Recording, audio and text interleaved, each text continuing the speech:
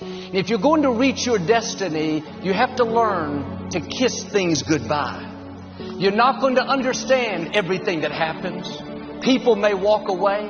Life may not turn out the way you thought.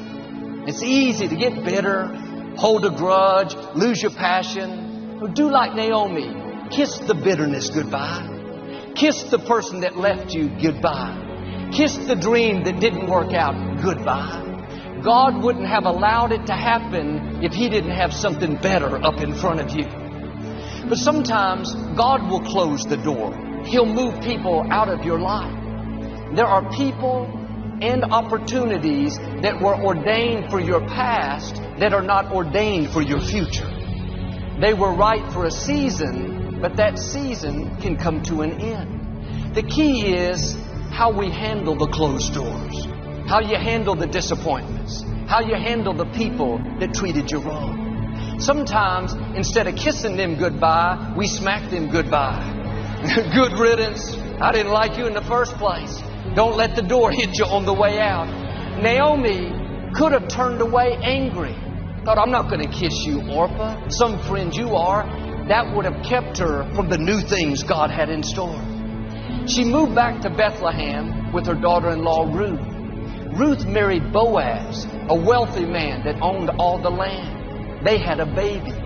Naomi took care of their son like he was her own. After all she had been through, all the broken dreams, all the loss, while holding the little baby, Naomi said in effect, I never dreamed I could be this happy, this fulfilled. Her latter days were better than her former days. God knows how to give you beauty for ashes. He knows how to turn mourning into dancing. But it would have never happened if she had not kissed Orpah goodbye. Are you at peace with your past, or are you bitter over the loss? Upset because your plans didn't work out? Holding a grudge because that person walked away?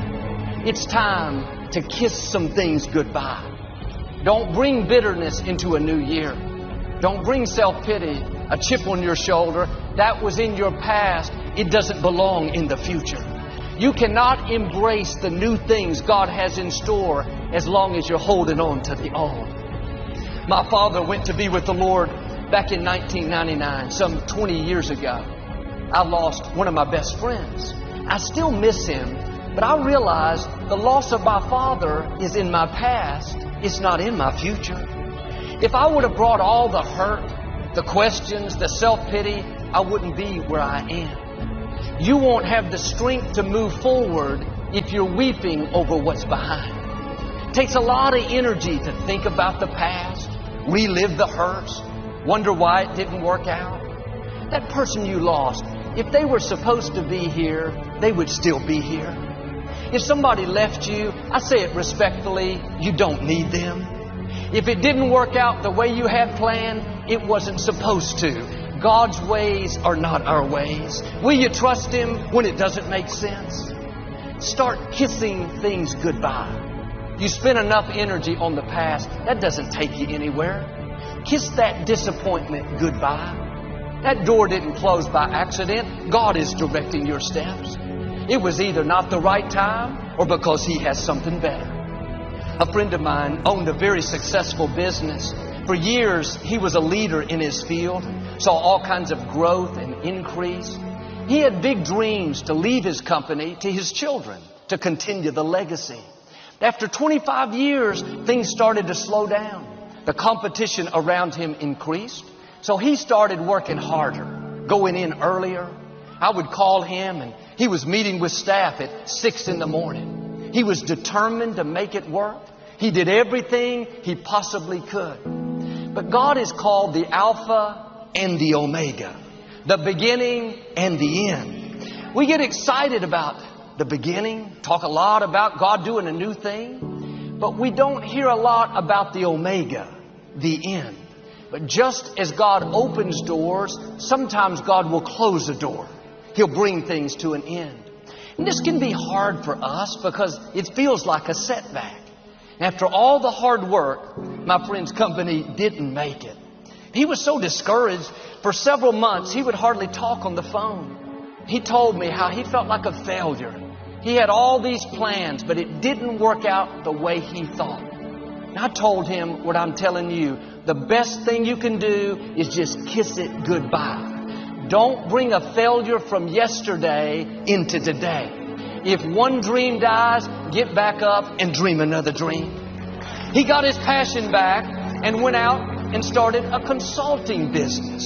All kinds of doors begin to open. Today he has more clients, more influence, more opportunities than he's ever had. His new company is many times more successful than his own. When life doesn't turn out the way you thought, remind yourself God is still in control.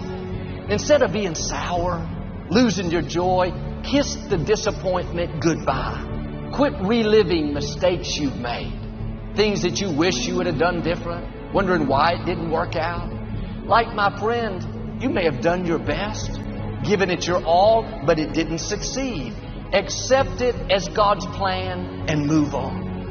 Our attitude should be, God, I trust you, not just with my successes, I trust you with my failures. I trust you with the betrayals. I trust you with the things that don't make sense. When you kiss the past goodbye, it releases you into your future. You have to be at peace with what's behind you.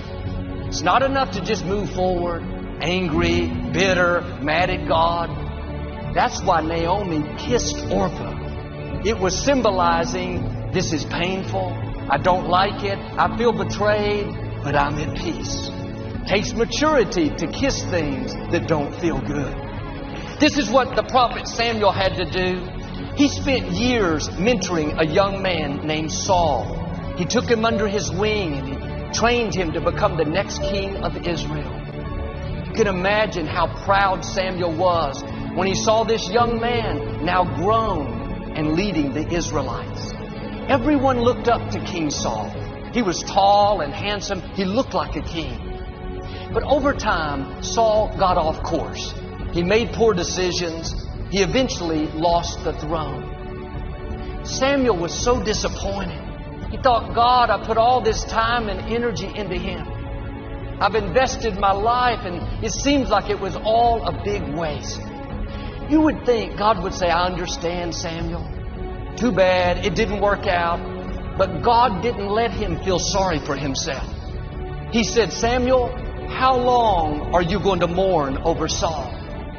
God is asking us, how long are you going to mourn over what you've lost? How long are you going to be discouraged over who hurt you and what you didn't get and the boss that wasn't fair? I don't believe in giving people the right to feel sorry for themselves. Not because they don't have a good reason. Some people have gone through things that nobody should have to go through. But I've learned if you stay in self-pity with a chip on your shoulder, thinking you have a reason to live defeated, you will never see the vindication, the restoration, the promotion, the favor that belongs to you. God wants to pay you back for what was unfair. Don't sit around in self-pity. Kiss the bad break goodbye. Kiss the unfair childhood goodbye. Kiss that injustice goodbye.